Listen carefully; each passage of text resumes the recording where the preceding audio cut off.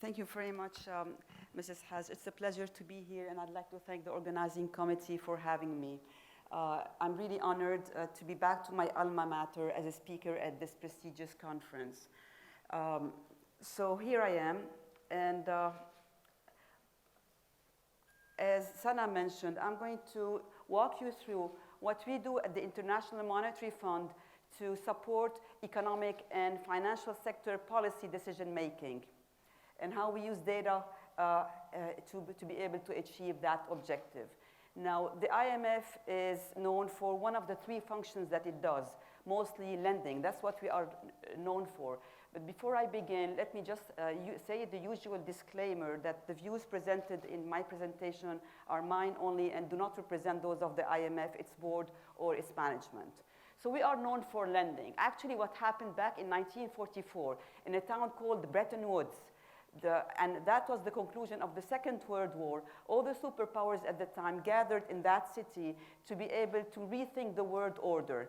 And at that time, they decided to turn the League of Nations into the United Nations to look into the political aspects of the world and ensure, hopefully stability.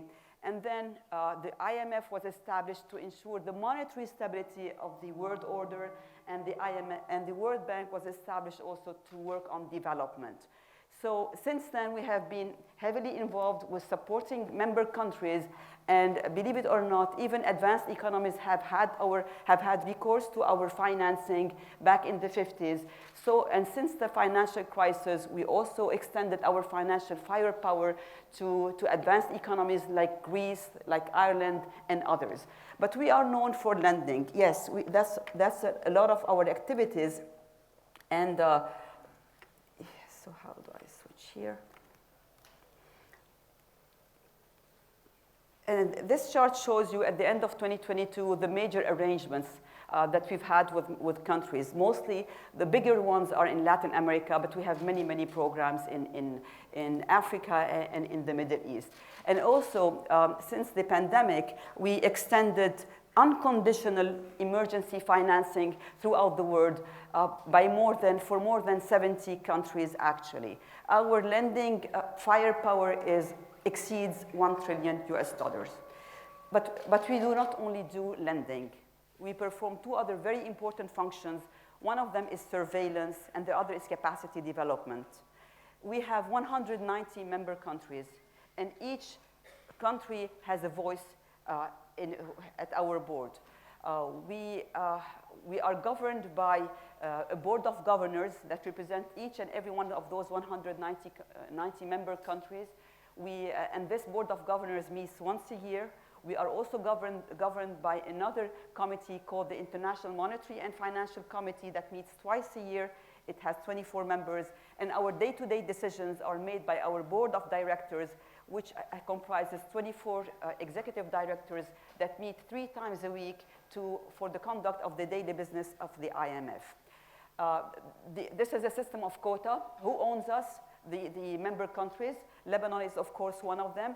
It's the member contributions. We lend the money of the countries, and we ensure that countries are able to repay us so that we ensure the revolving nature of our lending capacity.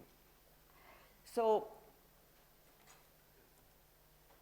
I thought it would be interesting to talk about here how we use data at the IMF to support our financial decision making, and then also walk you through some charts, illustrative examples about how we analyze trends and inform policies. And I will conclude by one of the exercises that we do regularly, which is a machine learning exercise to be able to assess country vulnerabilities. Okay? So for every member country of those 190 countries, we have a team of economists who work on that particular country. And we use data to support and inform our understanding of the basic economic functioning of those countries. We look at the 4 major sectoral accounts. We look at the real sector, we look at the external sector, we look at the monetary sector, and we look at the monetary government accounts as well. And we need data. We need data extensively to be able to look at this. Most of the time, it's on a monthly basis, quarterly, but for fragile states and low-income countries, these data are unfortunately on an annual basis. So we use the best data that we can to get to this understanding, but also all of these accounts are interrelated. So we try to understand what does it mean to have a current account deficit? What does it imply on the level of reserves that the central bank carries from one year to the other? What does it mean when the fiscal authorities, when the government runs a deficit, when the size of the public debt has ballooned? What does it imply if the country loses market access? So we look at all those interrelationships to try to understand them and also try to make some assessment about growth predictions and also about inflation, because these are our two key macroeconomic indicators that are used to inform our policies. So here, for example, how do you use those trends? I think you have the old version of my slides, but it's okay. Let me switch here. I want to show you this one here, okay? So this is our latest data that we just released a couple of weeks ago at the spring meetings. So we have the spring meetings always occur in April, and our annual meetings occur in October, and this is where all of our member countries come to Washington, D.C., and we hold discussions with them, right? And usually these countries are represented by the Minister of Finance and the governor of each central bank and people who are accompanying them. So our latest projections, for example, growth projections show that the economy did fairly well from a global perspective in 2022, but there are lots of uncertainties going forward for 2023 and 2024. We see lots of risk coming forward from high inflation, but also from banking distress that we have seen not only in the emerging markets, but most recently in the United States. So lots of these uncertainties are heavily, in fact, impacting the outlook. But we also see that emerging markets are going to do fairly better than advanced economies that are still battling with inflation. So we look at growth projections, we see what it means for each country, and we also look at inflation, all right? We look at inflation. Not only do we look at inflation, we look at also at the drivers of inflation, because we need to understand what is driving high inflation. Is it what we call core inflation? Is it something that's driven by the war in Ukraine? Are food prices increasing because of supply chain disruptions? And we try to understand those, to understand their impact on the vulnerable, because when you see, when the food share in the CPI basket is very high, like what is the case for sub-Saharan Africa, then the impact of food price inflation is going to be very severe on those countries. And it is less so in advanced economy where the share of the food consumption in the CPI basket is very low, unlike the 40% and above that you see for sub-Saharan Africa. So not only do we try to understand the impact of inflation on the vulnerable, but to inform a policy response and an advocate policy response, we need to understand whether the drivers of inflation are demand-driven or supply-driven, because this is going to affect the response of the central banks, whether the central banks should actually increase interest rates to be able to fight inflation or not. Because there are always trade-offs that we look at. Increasing interest rates mean higher cost of financing the debt, meaning more banks going into distress, which is what we have seen. So governments have a fine rope to walk going forward. How do you really tighten policies to fight inflation, but at the same time avoid banking distress and still continue on protecting the vulnerable while being mindful of new challenges that keep on arising, when one of them is, of course, climate. This chart on the left shows you that there has been a tightening bias very recently, with many central banks increasing interest rates to fight inflation. A few other charts. This one, I think, shows you the primary balance of the government for all countries. Remember, our analysis is for 190 member countries, and this data is publicly available. What does it mean for the government to run a deficit, a fiscal deficit?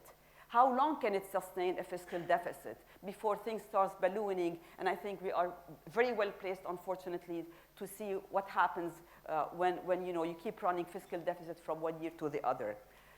Another metric that we highly look at is the size of the public debt.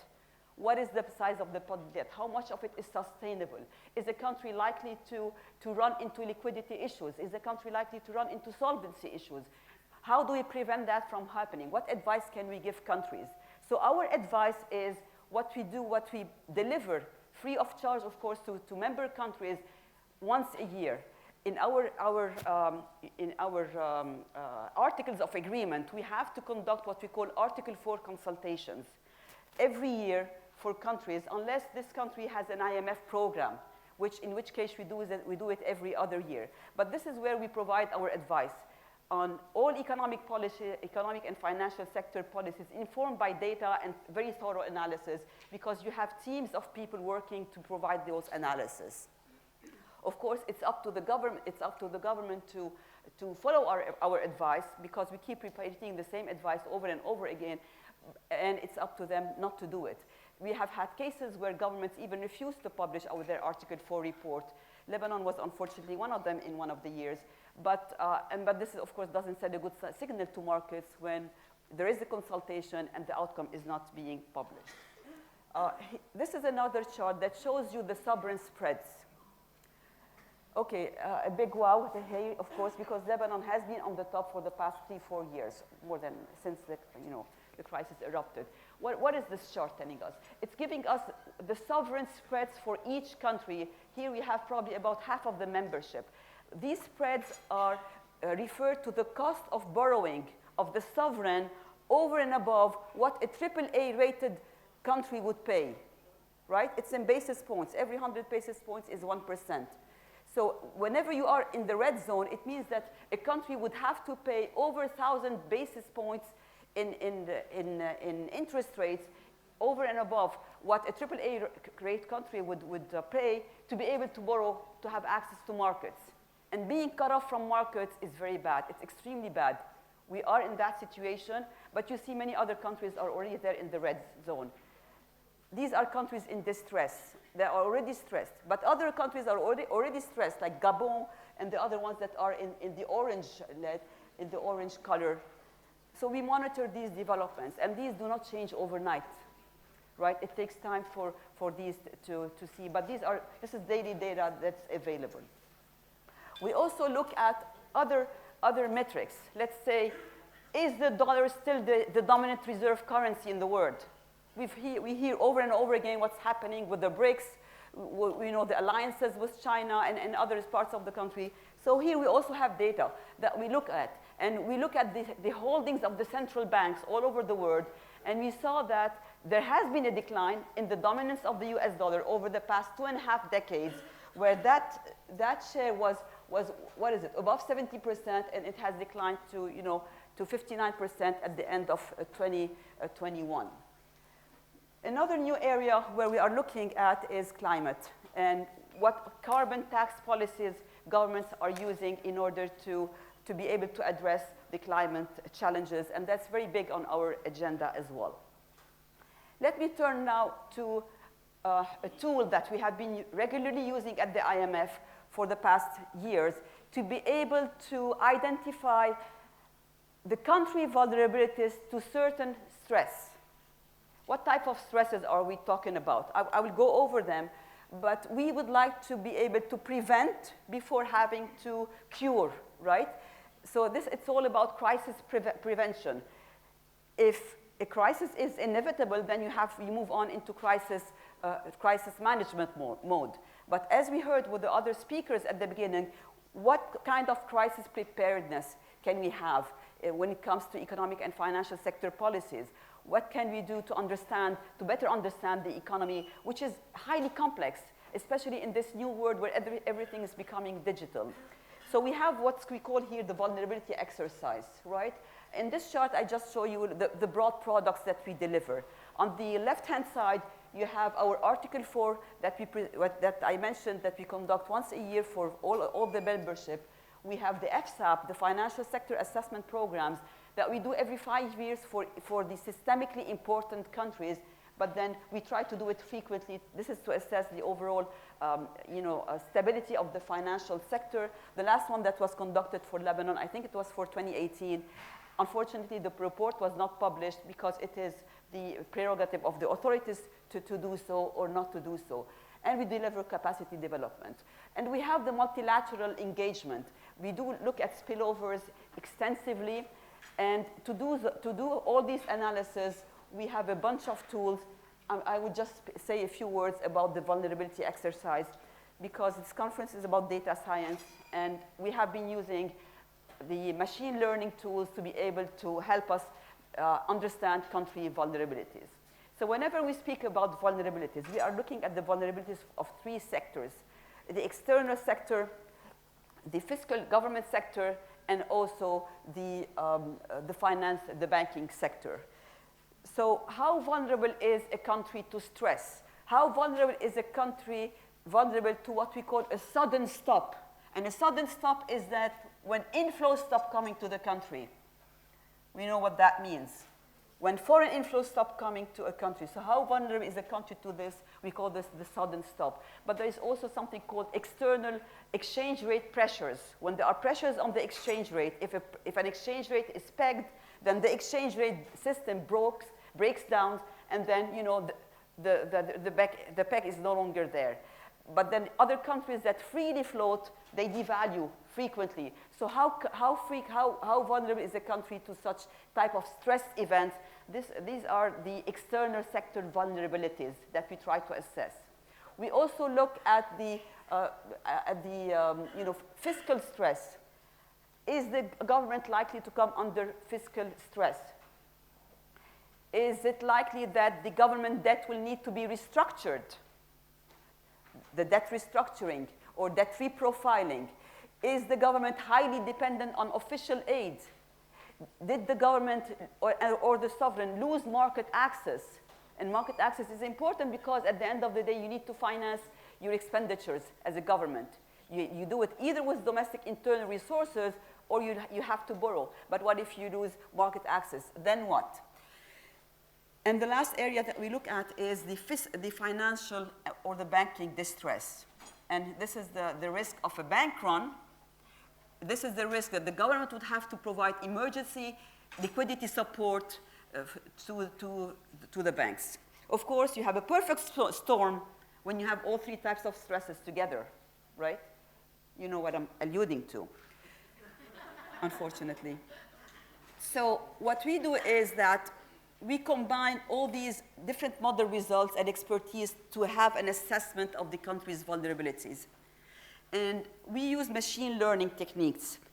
And machine learning is simply an algorithm that allows us to learn about the data. What is the data telling us? And we focus on what we call out of sample for performance to try to predict crises, right? So we use machine learning for this sort of classification. Let me give you an example. One example of machine learning that we use is the signal extraction model.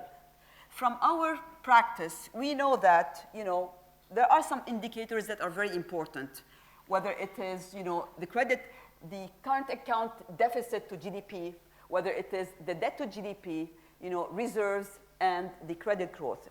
I mean, if you go to a medical doctor, they will check your pulse, they will check your heart, all these indicators. We have some of our own key indicators to check the economic and financial health of a country. And from past experiences, because we've had many crises in the past, right? There are hundreds of crises and different types of crises.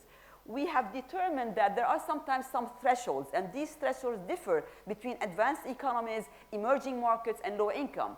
But we do know that if a country runs a current account deficit of above 2.5%, this is not a good sign. It doesn't mean that you're going to go into a crisis, but it's not a good sign to begin with. To give you an example, pre-crisis, Lebanon ran a current account deficit of more than 25% of GDP.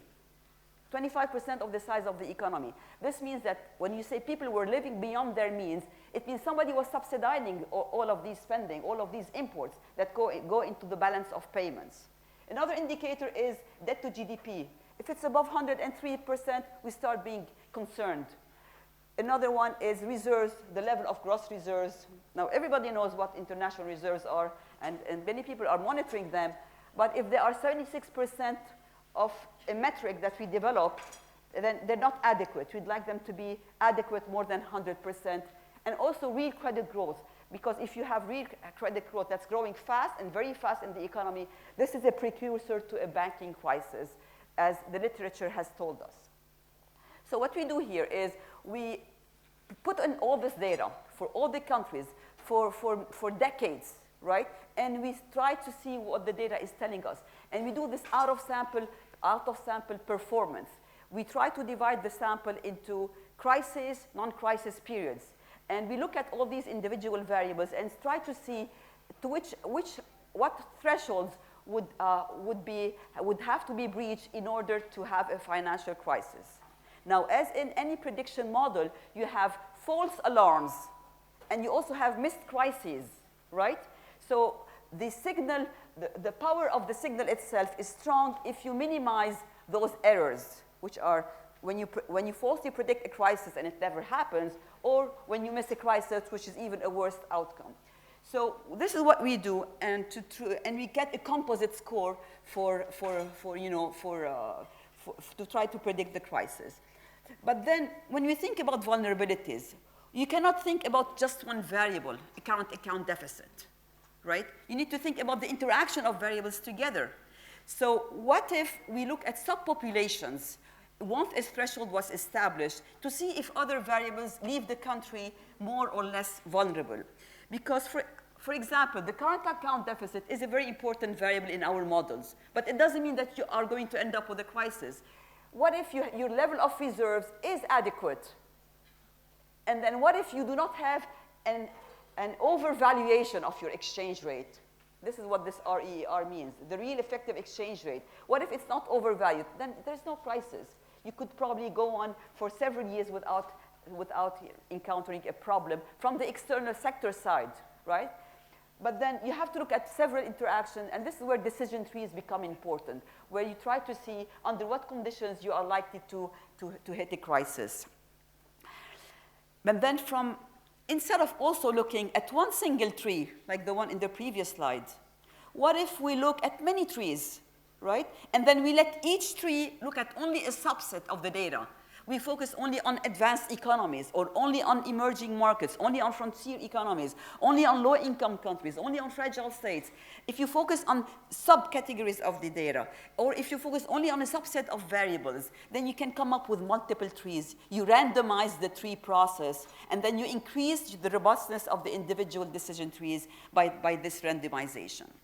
So this is an exercise that we run, and we run for many countries. And it's a highly confidential exercise, actually, but the method itself is very clear because it's a purely scientific method.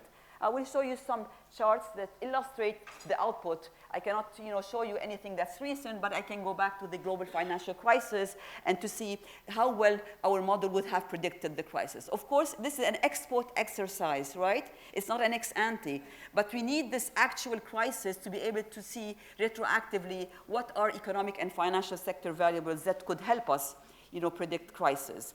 For example, the Asian financial crisis in the late 1990s. The red line is that of Thailand. And Thailand experienced the crisis in East Asia before the other ones. And this red line is actually the external sudden stop index. Remember this index that I told you about? It sums the zeros and the ones for crisis and no crisis. Once you get that index, we see how that index started rising in the run-up to the crisis in Thailand. But this also happened in Russia. Russia did experience a severe financial crisis before the turn of the century, where you see the green line typically rising. The other chart on the right shows you the financial risk index, right? That's one of our models, the financial risk, and predicting it, and how red most advanced economies were towards in 2007 pre-global financial crisis. This chart on the left shows you the distribution of the financial crisis risk index. That's the dark red line. between 2005, for 2005 and 2007, because at that time also you had the crisis in Europe. And then you see the orange bar, this is where Iceland was in 2005 on our index. And then when we recalculated that index in 2007, you see the increase, how it shifted to the right. So that is definitely a signal to us that something is about to happen in Ireland, and the same thing for Iceland. We also look at the decomposition of the risk. So what are the sources of risk? In the case of Iceland for 2007 here, the major contributor were the external bank liabilities. Banks were heavily indebted from abroad, and that contributed to the financial crisis in Iceland back in 2007. Here you have similar charts in Greece. You have the distribution of all advanced economies of fiscal risks. This is this line. And you see where Greece was in 2009. So we like to think that our model have a good predictive power, and we try to understand what are the contributions to this risk. In the case of Greece, it was the external public debt liabilities, which is external debt. Greece had a huge external debt, and this is what contributed to its fiscal risk. So this is where I stop my presentation, and I'll be happy to take your questions, but non-Lebanon related, please. I'm happy to explain more about how we think at the IMF, how we operate, or if you have any other clarification question, but don't ask me if we're going to have a program or not. Yes. Thank you.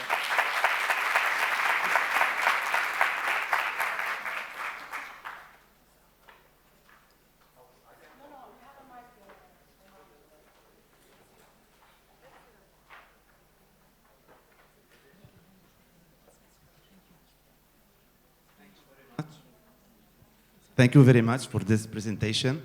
So I have some questions. Actually, they are technical in nature. Just if you can go back to the slides where you presented the cutoff for where we consider it's like crisis or the crisis exists or not. Yeah, okay, this one. So this was based on a classification tree, right? So you implement these numbers, and you know that classification tree, as I think the tree is like sensitive to any change, and the results are not robust. I know that you presented also random forest that can stabilize the performance, but if we want to really get the direction of influence of the predictors, so we cannot get it like, we cannot get them from the random forests, right? So we need like a transparent method. Maybe you could think of logistic regression that can explain the direction of influence of each predictor. And also, when using the random forests, have you thought of measuring the variable importance? Because it's very, it's well known in random forests, this feature is very important that can help us also to highlight the most important variables. Okay. So should we take more, or shall I answer now? I'm fine either way. I don't know. I asked many questions, maybe in one. Okay. So basically, okay, I tried not to be too technical in my presentation because people don't necessarily know what a random forest is. And this is why I asked some technical. Yeah, okay. And I even had more technical slide that I deleted last night. Actually, I was actually showing some Shapley values. You know what I'm talking about. So to show the contribution of each variable on top of another variable. But I want to step back a little bit and say that these are complementary tools that we use. Our really bread and butter is the work of the country teams. And each of the 190 countries, they have a team of economists that specialize in one or two sectors that I showed you at the beginning. So we need those tools to support the decision-making of the team itself, but we do not rely 100% on them. But we need to make use of them because we have lots of data that can give us some good outcomes.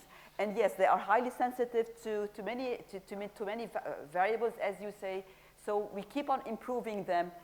We publish the methodology to be as transparent as possible on that front. And we do, whether it's logistic regressions, whether it's, we have tons of work that goes in the background for this. Okay? Welcome. Rima? Yes. Thank you for an enlightening presentation. I have a few questions. I'll start with the first one. You laid out the cross-sector links that the IMF examines to assess the economic and financial health of countries. How is this work done in practice? How many people are involved in this kind of analysis? Okay, thank you also for this. So how do we operate? As I said, we have a team of economists for each country. When I first joined the IMF, I was working on Sweden. And believe it or not, yes, and every country has to have a team of economists, Sweden and Denmark, actually.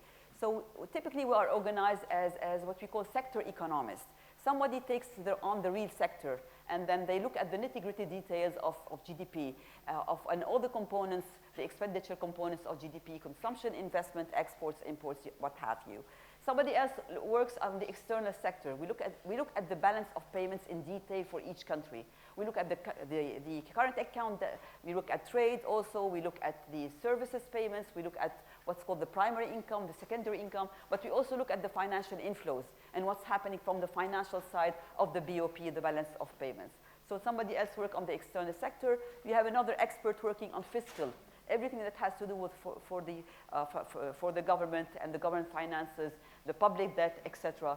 And someone else works on the monetary. So really, this is a collective effort.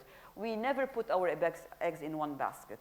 We never. We just have experts in different fields, and these teams are led by a mission chief that visit the country twice a year to conduct their Article 4 consultation. Thank you, Rima. I saw a hand over there.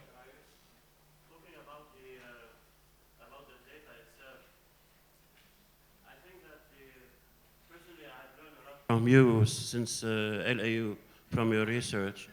And I think that the IMF is lucky to have you, not the other way around. Because you believe in a system which is really beginning to be chaotic. Why I'm saying that is that because most of the data that you're using, I'm not going to say that it is not relevant for the situation itself, but it's not reliable. For example, I'm not going to take the case of Lebanon, but I'm very curious to know how the IMF is equating the GDP of Lebanon or inflation. Saying that, I think that the power of your research has not been predictive. You don't really have a model for predicting a crisis because you have failed in predicting all the crises. You have failed in 1997, in the tequila crisis, in the Japanese banking crisis. You have failed in 2008, the housing bubble crisis. You even failed Egypt, and you failed Lebanon now. And also, you have given wrong instruction in the 1997 Asian crisis for Thailand, so that all the Asian economies have really sunk after that. Now, my question is, even when you have made this decision tree, this decision tree might have, for example, I know an economy, which is the USA, is having all those checkpoints as no, and still it's sustainable. Don't you think that it is time to revise your model for the sake of humanity and research? Okay.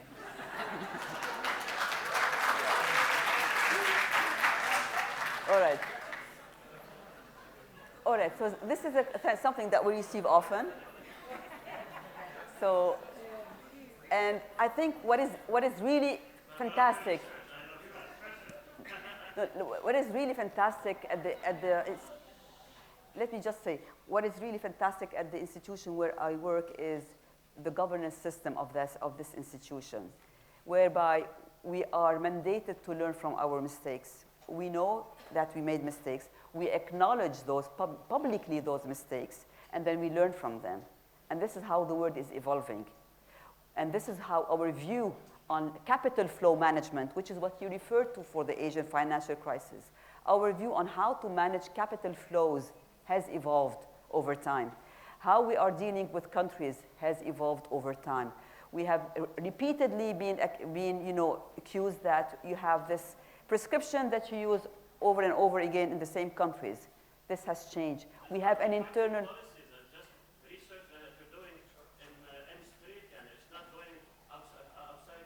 What I'm saying is we have an internal evaluation office that also provides checks and balances on what we do. And this is why I said our system of governance is really top-notch from that end because we keep learning from this.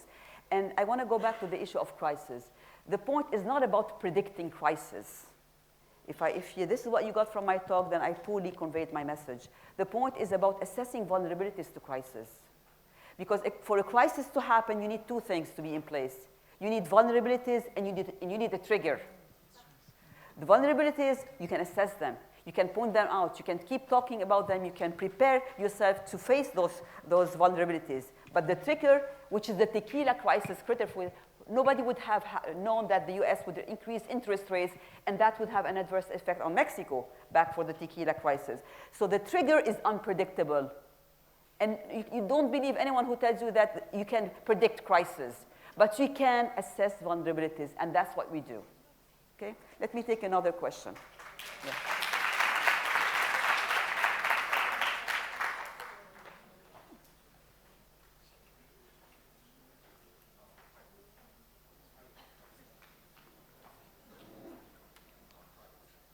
Still doesn't.